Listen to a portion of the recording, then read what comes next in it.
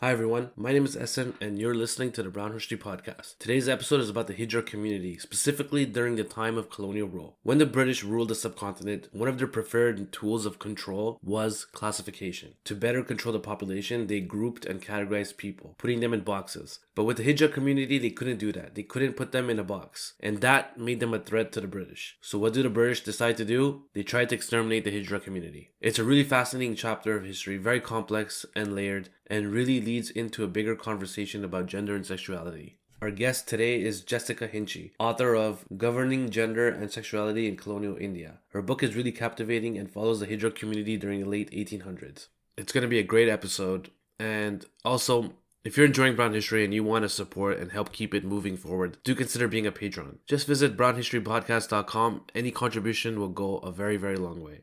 That was a bit of a longer intro than usual, but let's move on to the main show now. Here we go. All right. Okay, so I think before we get started, I'm a little scared to say the word hijra or eunuch. So I wanted to know if that was considered, derogatory or at that time and today. Yeah, so the term eunuch is definitely a colonial category, right? And in my written work, like I usually put scare quotes around it. Unfortunately, it is sometimes necessary to use that term because it was the official category, and actually, quite a wide range of people were classified as so-called eunuchs, not just members of the Hijra community. So sometimes you sort of need to use it in that sense of I guess like the official colonial category. But I think when we're talking about members of the Hijra community, just Hijra is much better. But it is important to keep in mind, right, that this criminalization project actually didn't only affect members of Hijra households and lineages. In Pakistan, Khwaja is preferred, so that's just something to keep in Yeah, mind. that's what I was thinking. Yeah, yeah, but I think it's okay to. I mean, we can keep that in mind that some Yeah, in different parts of South Asia, people may prefer other terms as well. right. Yeah. So how would you define a hijra? During at least, the definition during the time of the British Raj. Right. So, I mean, I guess the question of how to define Hijra is one that has certainly been a matter of a lot of scholarly debate, and also in the past was a matter of a lot of discussion between, British colonial officials and also elite Indian men. And so, from that point of view, I'm also sort of like reluctant to fix who a Hijra is, especially because I'm looking at a particular period. But I guess there's a really rich anthropological literature that can sort of help us out with giving at least a sense of like some of the community structures or patterns, I guess. So I guess the term Hijra is often associated with people who perform and collect donations, especially at times of celebration like births, but also in other times and spaces as well, and who are often members of discipleship lineages or discipleship-based households. Although people outside those households may also call themselves Hijra and use that term. And also people who often embody forms of femininity in their dress, in their names, or grooming or behaviors, but also sometimes may sort of embody aspects that are at least like normatively considered masculine as well. So there is, and anthropologists have talked about some of the, fluidities in Hijra gender, which are important. So I guess that's sort of like the main aspects that we can see in the present, but also come out of historical sources as well. In the 19th century, certainly there was a real fixation on the part of the British with the Hijra body and trying to make their bodies legible to, categories like eunuch, also impotent, and a number of other sort of categories too.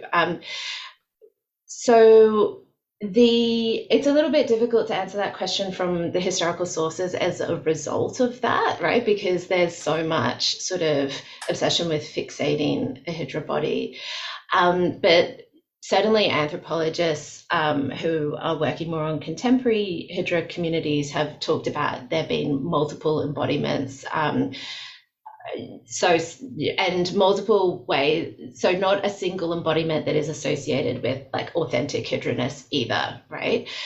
So some hydras may be emasculated or castrated, have the Nivan operation, or other forms of gender alignment surgery or procedures, but others may not. And so I think the emphasis that a lot of scholars would have is that, there's not a singular embodiment, and that's just one aspect of Hijra identity.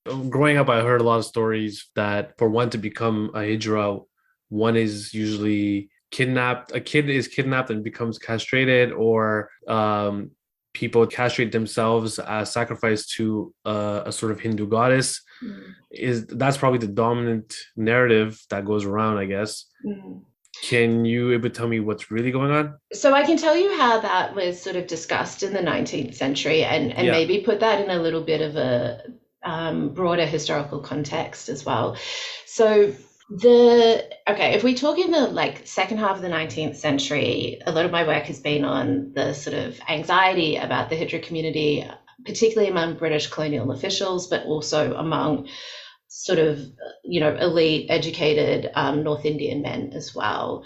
And for both of those broad groups, this narrative of the Hijra kidnapper was quite central, right, to their construction of the community. So British colonial officials sort of framed the Hijra community as a threat to the Indian boy child and Indian family. And that was really central to how the British justified the criminalization of the Hijra community, which I think maybe we'll get into more in a second.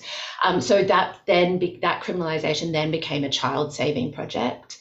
And then on the other hand, you also have, relatively elite educated men who are often calling themselves middle class, in this late 19th century period, who also were,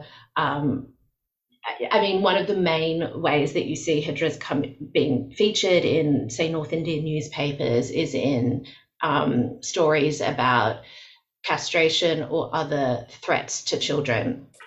And so in the book, I tried to both sort of unpack that, right, and deconstruct it, but also to historicize it.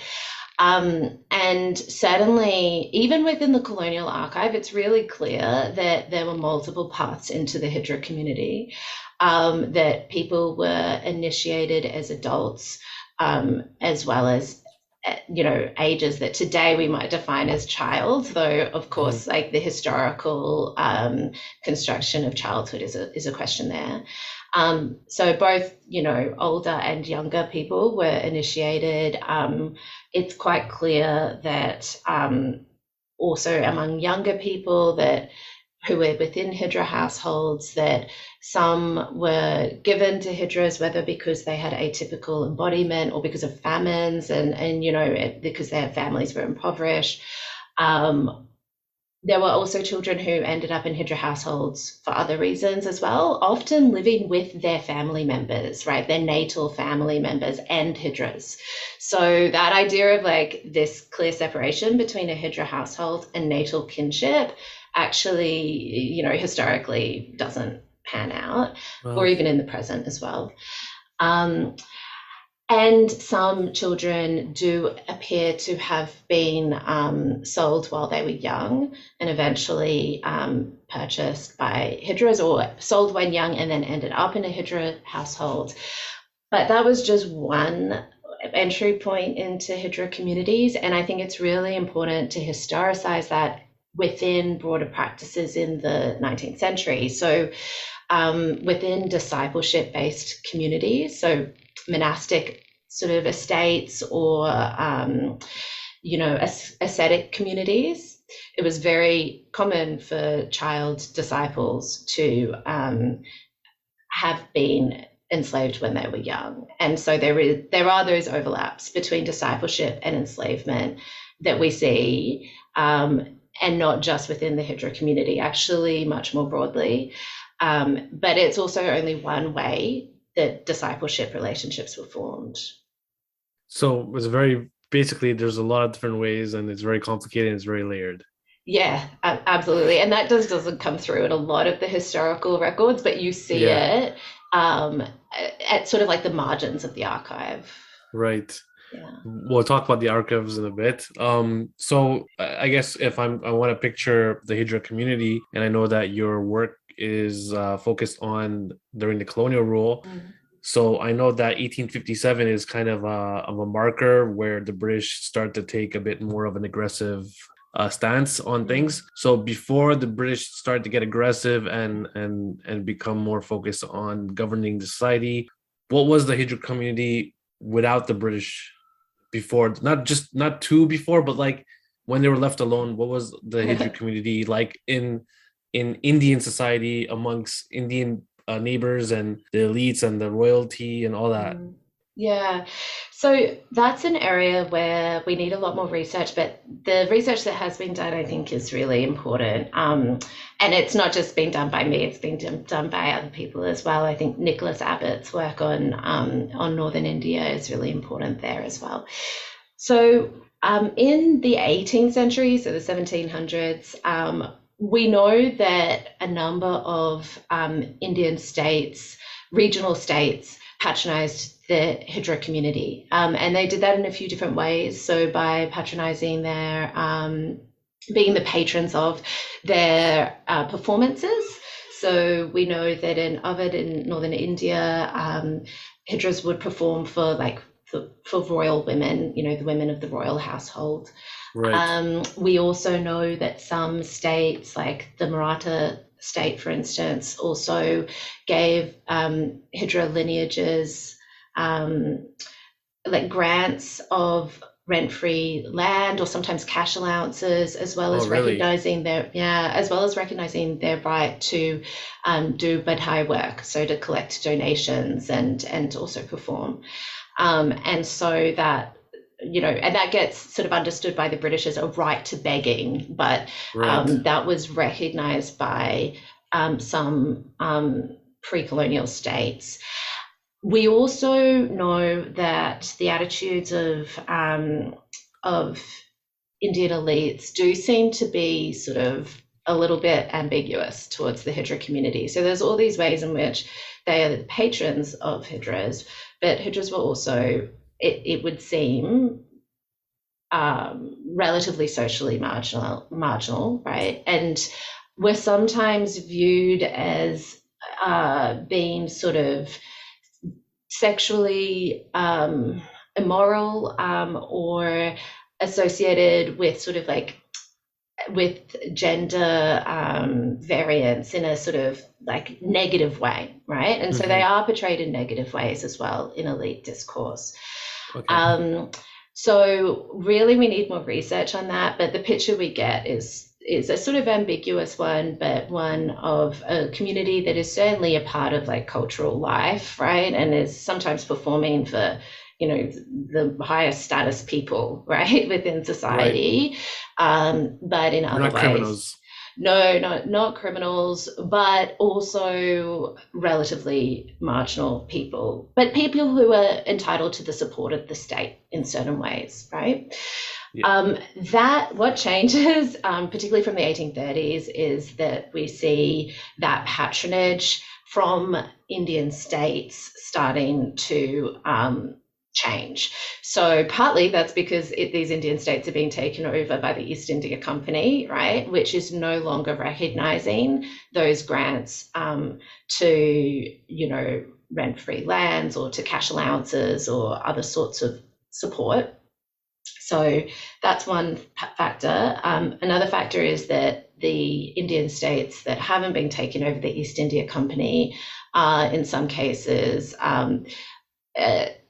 no longer being such good patrons of the Hijra community, right? And in some cases also having sort of anti-Hijra projects, which at least happened in Awadh and in Lucknow in the 1840s.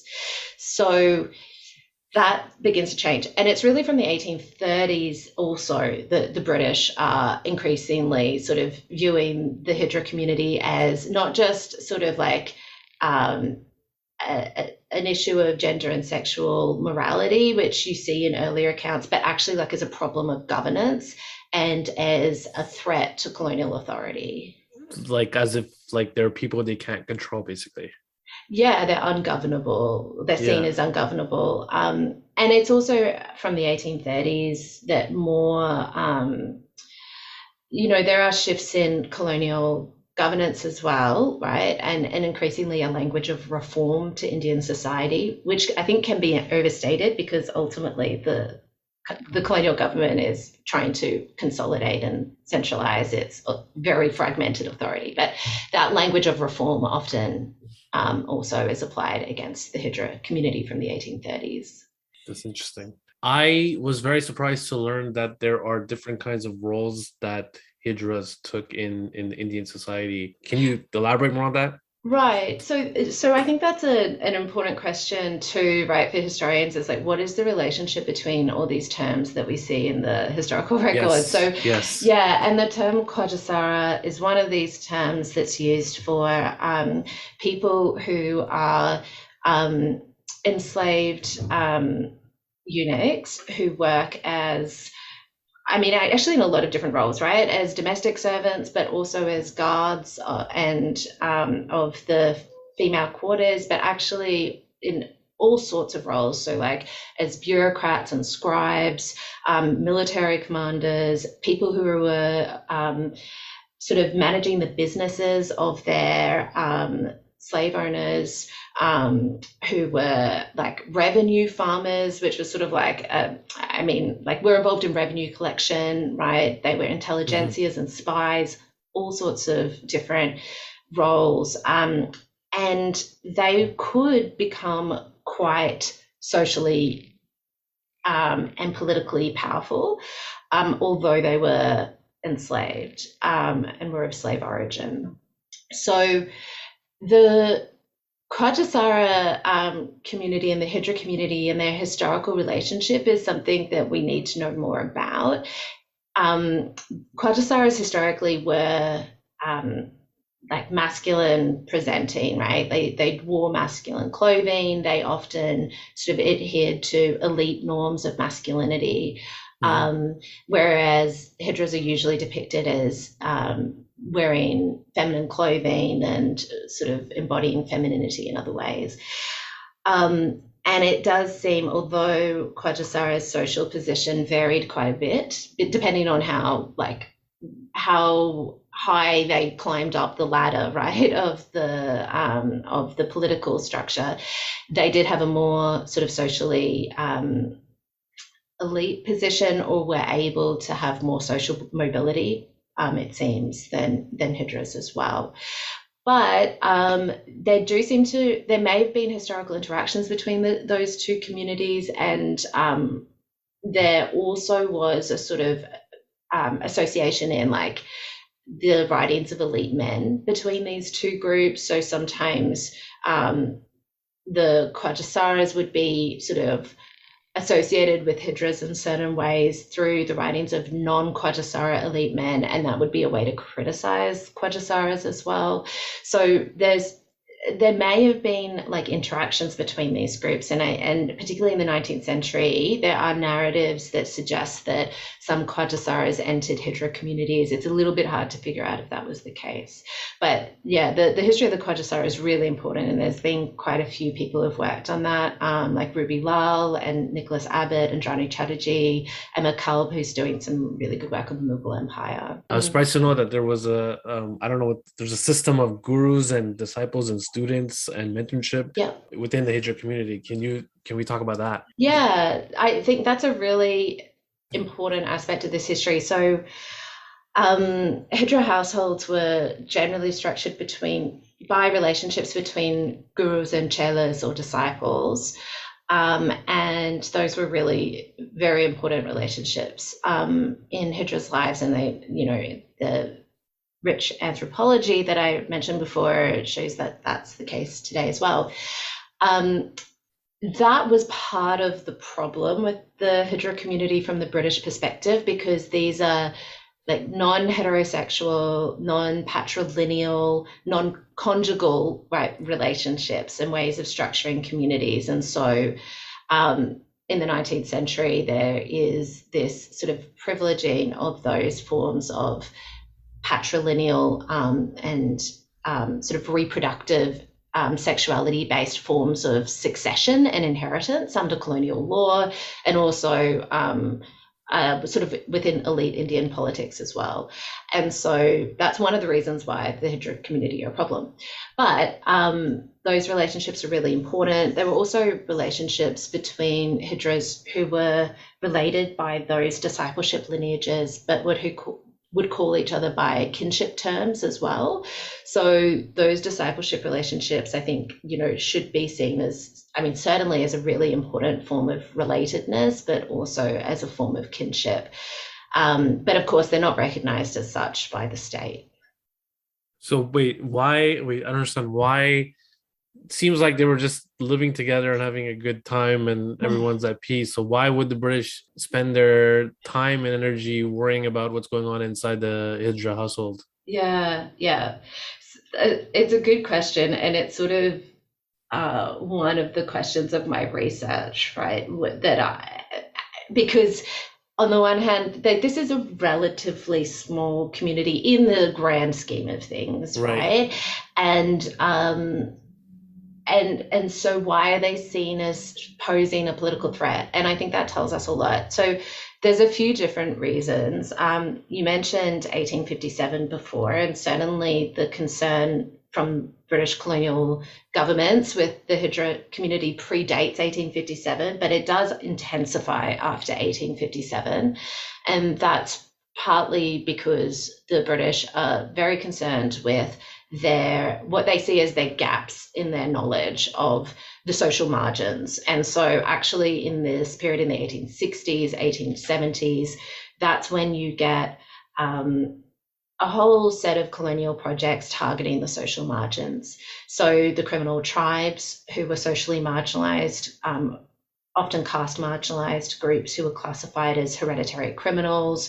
This is when you get projects with European vagrants, right, with other kinds of mobile people, with prostitutes, all these, people on the social margins, and the Hijra community are one of them. So there's that control of a sort of social periphery.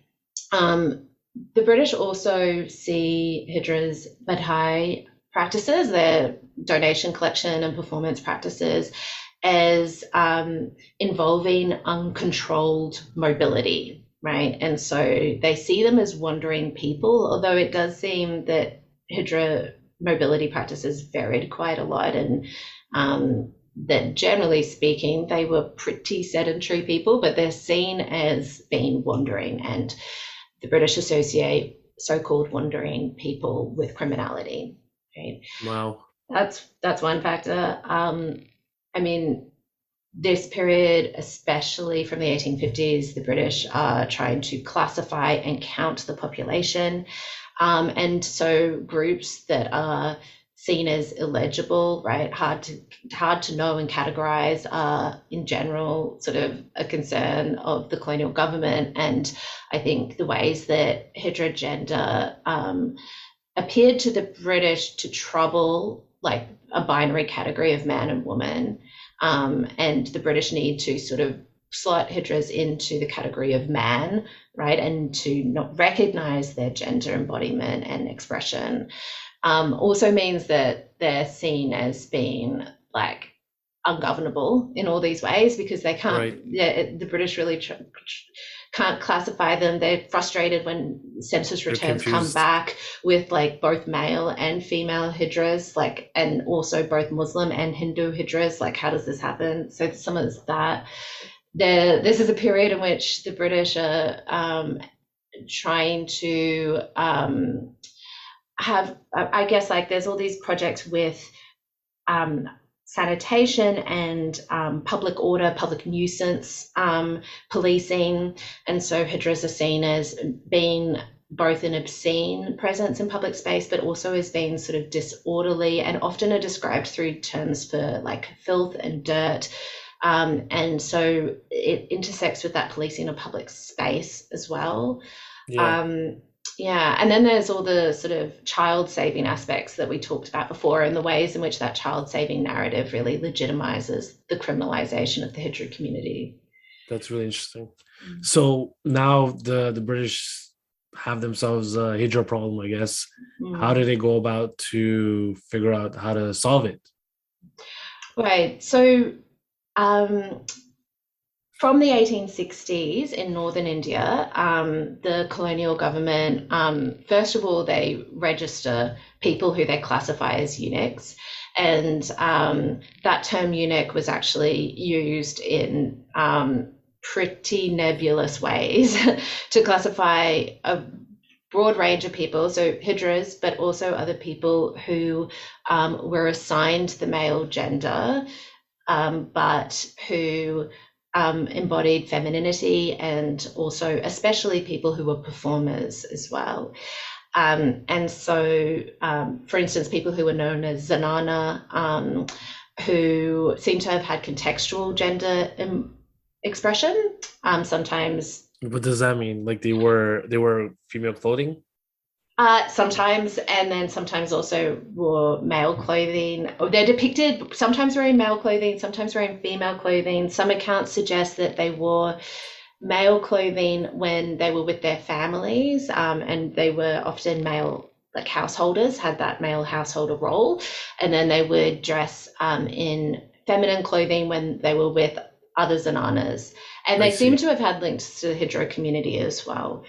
And there were a number of other sort of groups of, like, for instance, people who were devotees, and who actually, like men who were devotees but embodied forms of femininity or dressed in women's clothes in the course of their devotion, right, and their ritual practices. So all these sort of people get classified as eunuchs because of the ways that they have non-normative gender practices, right? So they register people who they classify as eunuchs, and then in the 1860s, they also begin to remove children from the households of so-called eunuchs. So that is an attempt to, as the colonial government puts it, to cause the Hijra community to die out, right? And it's very explicitly an eliminationist project. So they use words like extinction, extirpation, and so on. And then in 1871, you have the passage of the Criminal Tribes Act, and the second part of that law was targeting so-called eunuchs. And so that law formalizes some of those practices. So you have police registers being drawn up again, removal of male assigned children under of 16 and under, and also performance and wearing women's clothes in public is banned. There's some provisions that interfere with Hijra succession and inheritance practices, and property registers are drawn up so that they can, control both those discipleship practices and then inheritance and succession. And adoption is banned as well. Wow. So when you say register, you mean basically they put their name in a database? Well, not a computer database. This is all on paper. Yeah. The equivalent. Yeah, and actually, like, registration, like, it might sound really bureaucratic and sort of like, why is that so important? But registration was actually a very important form of colonial policing and governance in this period. And so the so-called eunuch registers are among many different kinds of registers that the colonial government and the colonial police are drawing up in this period. which really do affect the lives of the social margins, because you have registers for people who are defined as being badmash or bad characters, who are often just socially marginalized people, right? And their names are put on another set of registers, which are the bad character registers. You've got criminal tribes registers in this period. So and what that does is, like, it doesn't just record their names and their addresses and their age and other sort of personal details, but it's really intended as a way to sort of keep police surveillance over these households, and also to track initiations into the Hijra community, so that and that's in the hope that the colonial government will be able to prevent initiations and therefore cause Hijras to die out. How did the Hijra community resist and survive colonial rule once their name gets in the database, or even when they're not in the system? Yeah, so there's really quite extensive accounts of their resistance. Like, you don't actually have to go look very far for it, right? It's pretty front and center of colonial records. And they do so in a number of different ways. One of the key ways is to keep on the move, to either sort of permanently move from the town or the city or village that they lived in, and hope that the police won't track them down in their new residence, or sometimes just moving around, like traveling to other towns or cities where they know people for periods to try to sort of like get the police off their backs. And those mobilities really make it very difficult for the police to keep track of members of the Hijra community, because there isn't any way for them to control their movements. So unlike some other groups that were policed in this period, like the criminal tribes, there isn't a pass system or a system of permits for migration or movement that restricts their mobility. So that's one of the really important ways that members of the Hijra community and other people who are labelled eunuchs are able to sort of evade the police. They also continue to perform in public places, although that's illegal under the law, and also to wear feminine clothing in public, although feminine clothing was much more sort of strictly policed by the colonial police than performance was. So people could often get away with performing if they did so in male clothing or in a sort of gendered mix of clothing that they could try to, like, you know, make an argument for. Yeah, and there are accounts of people, as one colonial official put it, sailing very close to the wind in the matter of dress, right? i.e. trying to embody their gender in ways that will not get them arrested by the police, but will still sort of enable them to, you know, express their gender. So so breaking those laws against performance and women's dress in public is very important. Under the law, they could also perform and embody whatever gender in private spaces as well. So, you know, that becomes an important context for their continued, you know, gender and cultural practices. In addition, collecting donations wasn't actually illegal. So Batai is a really important context in which, you know, Hijras can continue to maintain their relationships to local communities, continue to have a public presence as well, without actually breaking the law, unless they were performing or wearing feminine clothing. And what else? They also try to prevent their property from being registered by the police, also try to stop the government from taking over the property of deceased community members when people die.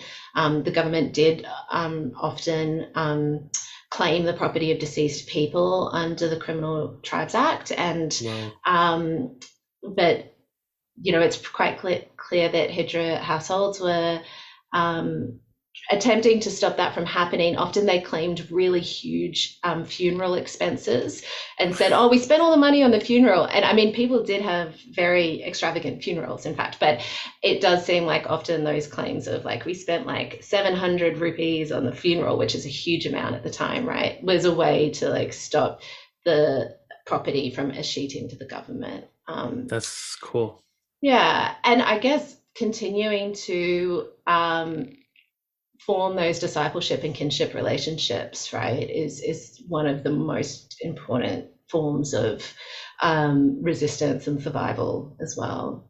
And just on that, I will say, it's quite clear that the Criminal Trials Act did really affect people's livelihoods because it prohibited performance, and so that affected people's ability to make a living, and also it affected Hidra's ability to conduct their Batai practices and collect donations as well. So, there are reports of people petitioning because they say they are starving. Colonial officials sometimes write of people starving or being in like really precarious situations. But Hijra communities do continue to initiate disciples. They do continue to have a public presence, and clearly do get by, right, as they can. Was there no intersection between Christianity and the Hijra community? Do you mean in terms of like conversion, or in I terms guess, of yeah. I mean, Yeah. one, conversion, and two, I guess one of the excuses of colonialism was like, we're going to convert them, Jesus Christ and all that. So Yeah. was that in play too? Okay. So that's a good question. So I have never, ever read of any European saying that they should convert Hijras or other people they call eunuchs. And I mean, that's also because the project was to eliminate, right? And to make the Hijra community extinct. And so that actually shapes a whole set of these policing practices, right? You might have noticed, aside from banning performance, there's no effort to get Hijras to do sorts of work that are defined as productive, right? Whereas when other marginal groups are policed in very similar ways, there's this focus on making them do productive labor, right? So, but back to the question on Christianity, it does play a role in the colonial project against the Hijra community, in that quite a few of the high-ranking colonial officials in northern India in this period did have evangelical leanings and close connections to evangelical communities or missionaries. And you do see sometimes that sort of language coming through. It's often not explicit because it was sort of like not politically okay to be too on the nose about this, about the sort of Christian dimensions of colonial government projects.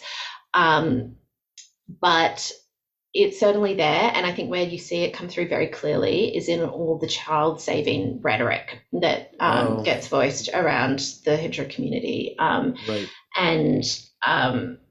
that then it comes through very, very, very clearly.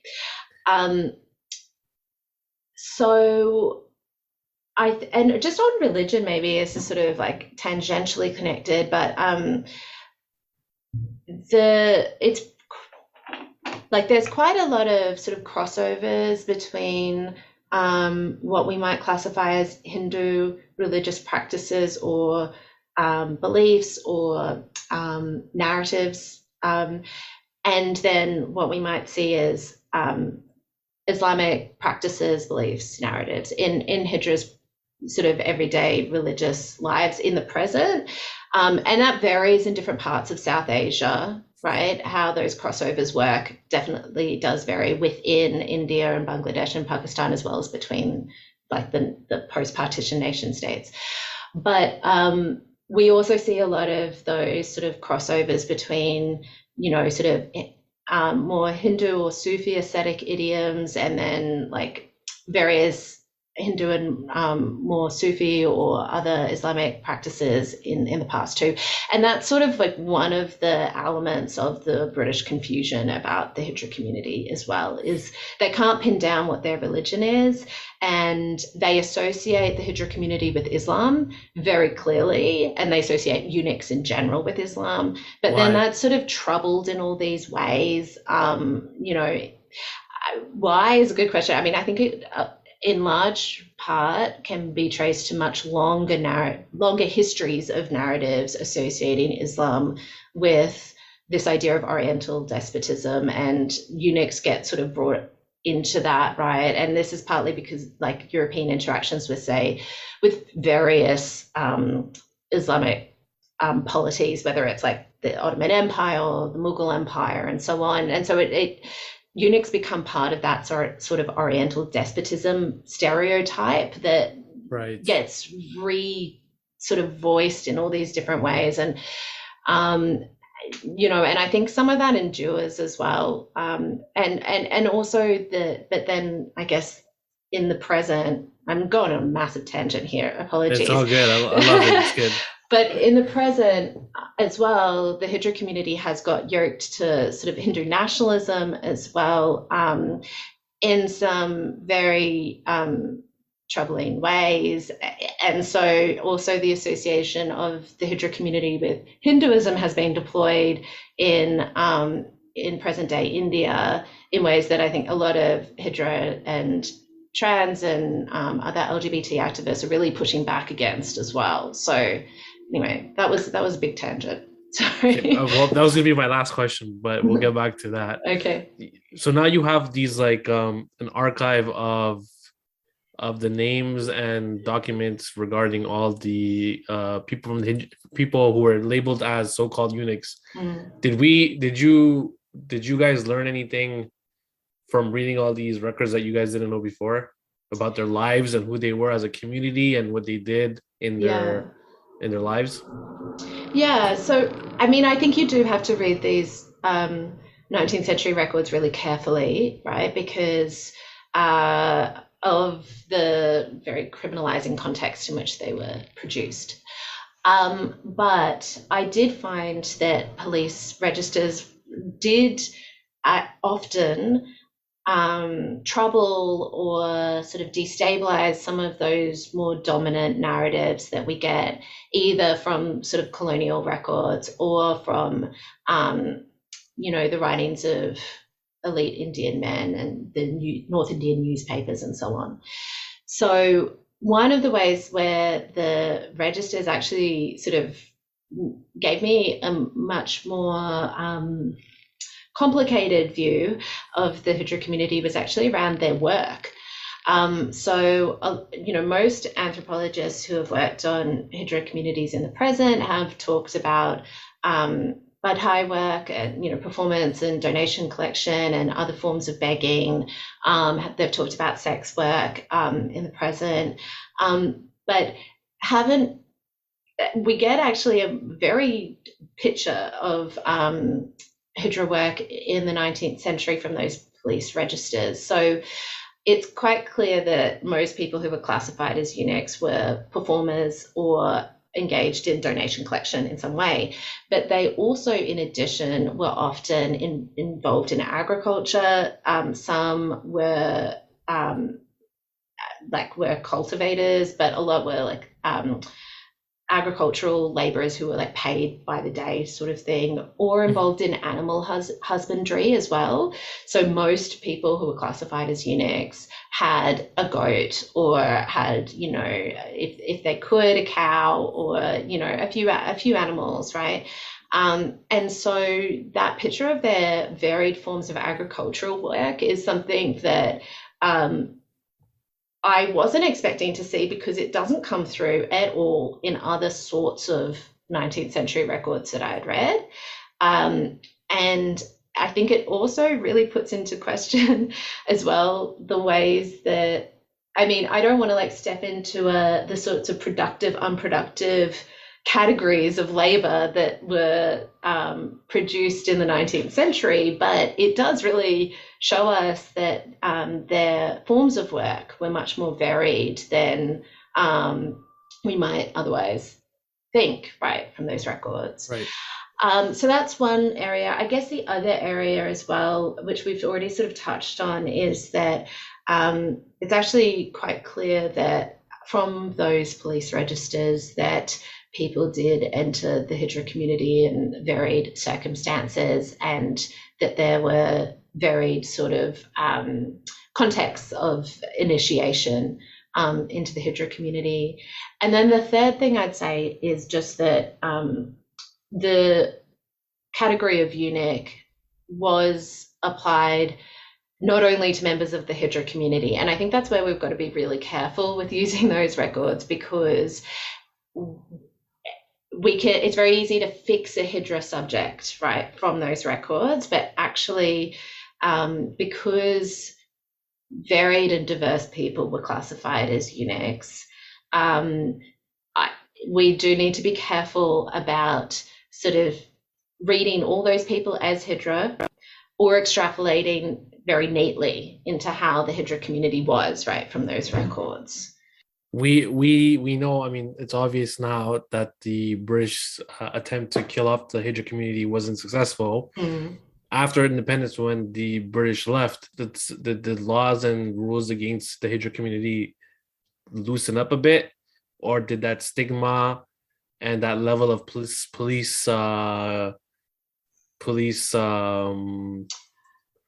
what's the word? Police harassment, violence, police policing. Harassment, policing. Yeah, policing. Yeah. Sorry, the level of policing, did that kind of loosen up a bit, or does that legacy still continue off today? Yeah. So it's a really good question, and I have to say I do deal with it in the book, but I think it's a far more complicated question than I could deal with in the book. And so this is another area where, if you're a budding graduate student, please do more research on this. So the Criminal Tribes Act Part 2 that was targeting eunuchs was actually repealed in 1911. And so actually, well before independence, of course, but it does get taken up by the state of Hyderabad, which actually passes a version of that law, right? So the princely state actually adopts a version of what had been the Act for the Registration of Eunuchs. Oh, wow.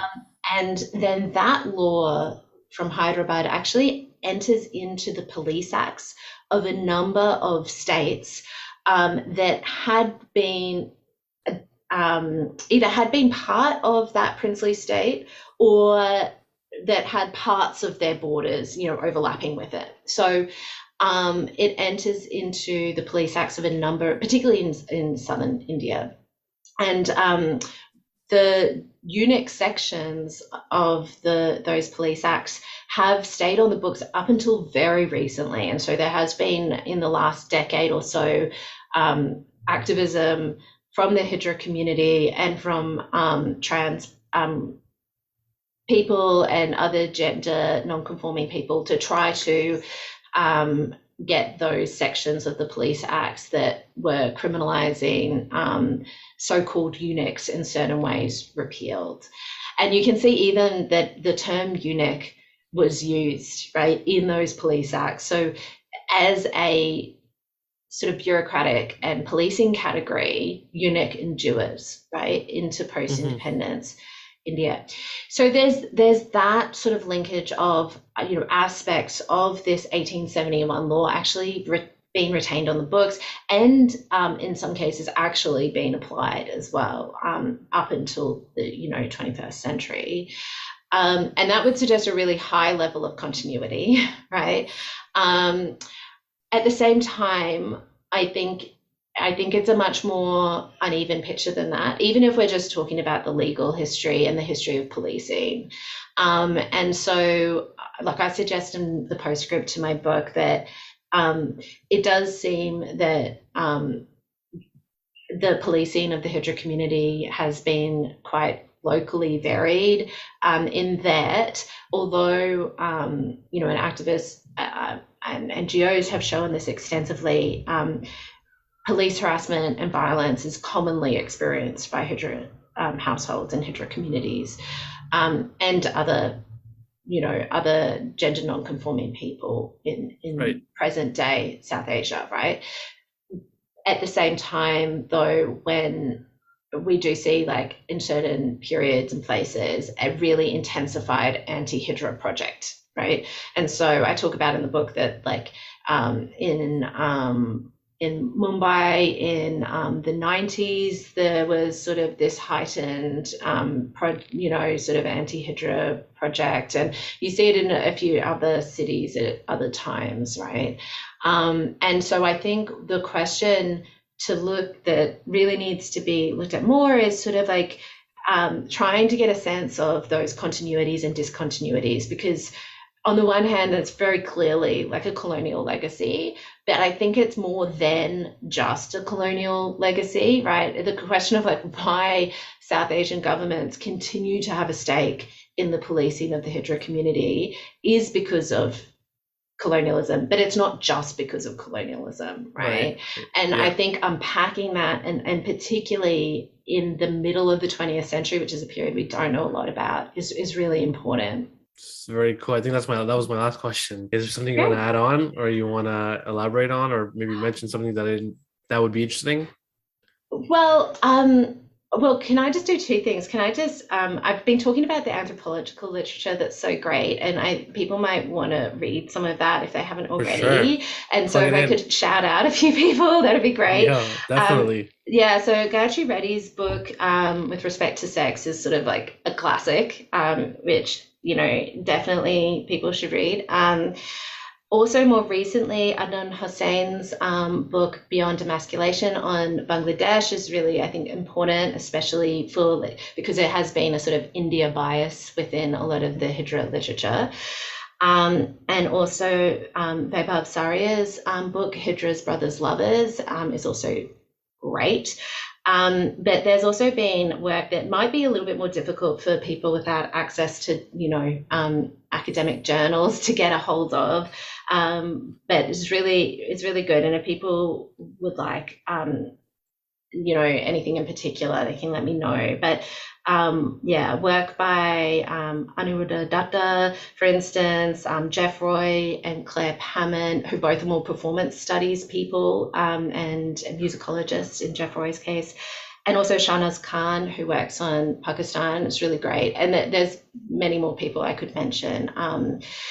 So there's that. And I guess if I can also say, if people are wanting to do more research on this, as I said, we don't know very much at all about the Hijra community, but also about other groups of who we might call gender non-conforming, right, prior to really the 1850s, and especially prior to 1800. And so that's an area where I think there's a lot more research to be done.